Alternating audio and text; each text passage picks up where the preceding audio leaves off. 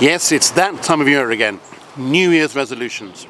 And you're probably wondering whether the man in the hat thinks they're a good thing or a bad thing. Well, I think it's quite a nice way to start the year by saying goodbye to the old and hello to the new.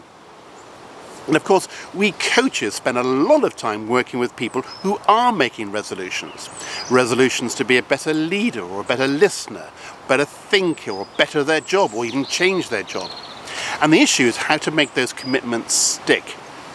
So at the end of a typical coaching session, we work on what's called the will.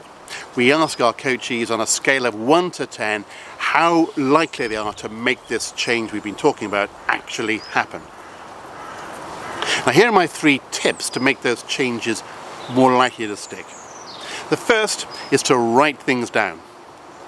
Thoughts are in our head all the time. They fly around everywhere. But until we write things down, they're not tangible. When we write them down, we can see them for what they are.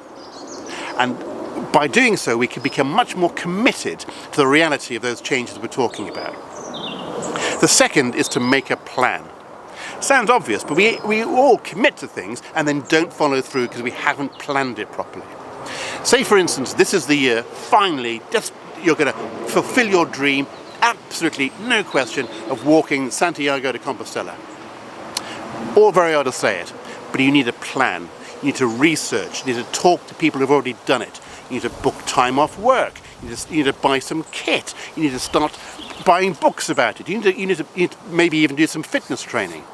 Until you start making a plan, it's just a dream on a piece of paper.